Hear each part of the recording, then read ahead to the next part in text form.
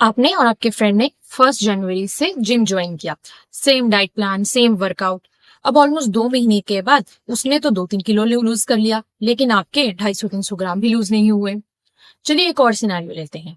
भरी सर्दियों में भी आपको डेली या फिर एक दिन छोड़ के तो हेयर वॉश करना ही पड़ता है, अदरवाइज वो बहुत ऑयली हो जाते हैं। लेकिन इन सब बातों के साथ साथ आपकी लॉन्ग टर्म मेमोरी के लिए, पेशेंस के लिए और कूल नेचर के लिए सभी आपकी खूब तारीफ करते रहते हैं।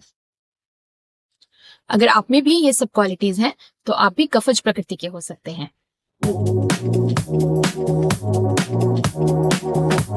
नमस्कार, मैं डॉक्टर प्रियंका आप सभी का अपने चैनल में स्वागत करती हूँ। अगर ये प्रकृति वाला कॉन्सेप्ट आपके लिए कुछ नया है तो आई वुड सजेस्ट कि आप पहले मेरा ये वाला वीडियो जरूर देखें। इससे आप अपनी प्रकृति डिसाइड करने में हेल्प मिलेगी। उसके बाद मैंने वात प्रकृति के लोगों को कैसे रहना चाहिए, पित्त प्रकृति के लोगों को क्या खाना पीना चाहिए, ये सब पे भी वीडियोस बनाए हुए हैं। और आज बारी है कफज प्रकृति के लोगों की। आयुर्वेद में 3 दोष बताए गए हैं, वात, पित्त और कफ। इनमें से जो कफ दोष होता है वो गुरु होता है, स्निग्ध होता है, पिछिल होता है। कफ प्रकृति के लोगों में ये गुण डोमिनेंट होते हैं, बट ये उनकी बॉडी में और ज्यादा ना बढ़े, कोई डिजीज ना करे, इसके लिए कि उन्हें किस तरह का डाइट प्लान रखना चाहिए, आज हम इसी बारे में बात करें। Number 1, favour light over heavy. आपको हमेशा हल्का खाना खाने की कोशिश करनी चाहिए। खिचड़ी, दलिया, बॉइल्ड वेजिटेबल्स, इस तरह की चीजें आपके लिए अच्छी हैं। Favour warm over cool. आपको हमेशा गर्म खाना खाना चाहिए। कोई भी चीज जो ठंडी है या फ्रिज से निकली हुई है, ऐसी चीजों को अवॉइड करना चाहिए। जो भी हमारे घर में मसाले होते हैं उनमें से 80-90% जो होते हैं वो गर्म तासीर के होते हैं। तो इस तरह की स्पाइसेस जो हैं अगर आप थोड़ी थोड़ी मात्रा में अपनी डाइट में ऐड करते रहेंगे तो वो भी आपके लिए बहुत अच्छा है। या जिस तरह से हम बात करते हैं ग्रीन टीज की या अलग अलग हर्बल टीज की, तो वो सभी जो है वो कफ प्रकृति के लोगों को जनरली बहुत अच्छा सूट करते हैं। Favour dry over oil.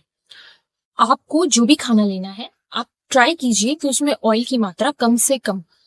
आप चाहें तो कम ऑयल में भी कुकिंग कर सकते हैं, और किसी भी चीज का जब आप ऑयली के बजाय या फ्राइड के बजाय अगर बॉइल्ड अल्टरनेटिव आपके पास है तो आप उस पे स्टिक कीजिए। और कुछ फूड होते हैं जो इनहेरेंटली ऑयली होते हैं, जैसे कोकोनट हो गया, आपका ऑलिव्स हो गए, या फिर तिल हो गया। तो ये सब जो चीजें हैं ये हार्ड टू डाइजेस्ट होती हैं, तो ये कफ प्रकृति के लोगों को थोड़ी कम कम मात्रा में ही लेनी चाहिए।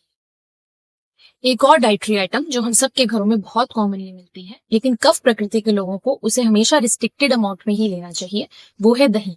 क्योंकि दही जो होता है वो हमारे चैनल्स को ऑब्स्ट्रक्ट करता है, अभिसंधि होता है।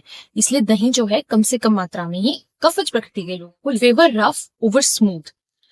जो स्मूथ टेक्सचर की फूड आइटम्स हैं जैसे चीज है या फिर मैदे की बनी हुई आइटम्स हैं, वो कफ प्रकृति के लोगों को अपने डाइट में कम कर देनी चाहिए। और जो चीजें रफेज वैल्यू को बढ़ाती हैं, जैसे कि आपकी वेजिटेबल्स हैं या सैलेड्स हैं, उनको बॉइल करके आप लीजिए तो वो आपके लिए और ज्यादा अच्छा रहेगा। But let's get realistic about it.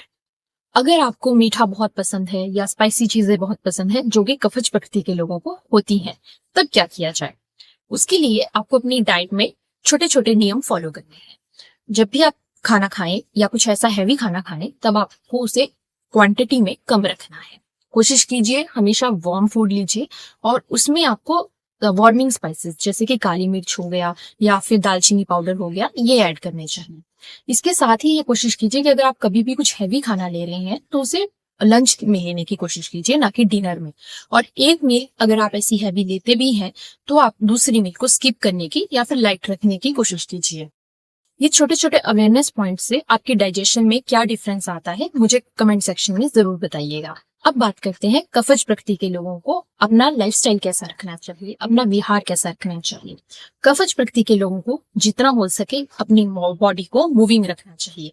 Yoga कीजिए, आप एक्सरसाइज कीजिए, आप पिलाटेस कीजिए, आप डांसिंग कीजिए, whatever, but keep your body moving. जहां भी हो सके लिफ्ट की बजाय एक्सकेलेटर्स लेने की कोशिश कीजिए। दिन में अगर आप डेस्क पे बैठ के काम भी करते हैं तो भी बीच बीच में उठकर थोड़ा वॉक करने की ट्राई कीजिए। कफज प्रकृति के लोगों को धूप में बैठना बहुत अच्छा होता है।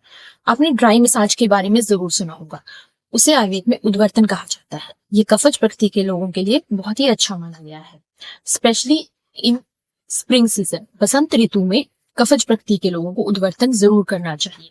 इसके साथ ही अगर आपके लिए पॉसिबल हो सके तो पंचकर्म में एक कर्म होता है वमन, जो कि कवच प्रकृति के लोगों को साल में एक बार वसंत ऋतु में करवाना चाहिए, जिससे कि उन्हें पूरे साल भर किसी भी तरह की कोई प्रॉब्लम ना हो।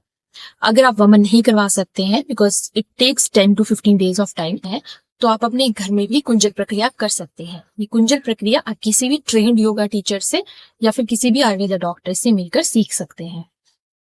अगर आप अभी तक ये वीडियो देख रहे हैं तो आई होप आपको मेरी बातें काम की लग रही होंगी और आप अपने जीवन में इन्हें जरूर अपनाएंगे। मुझे कमेंट सेक्शन में जरूर बताइएगा इनसे आपकी बॉडी में क्या चेंजेस आए। I hope it helps. शुभमस्तु।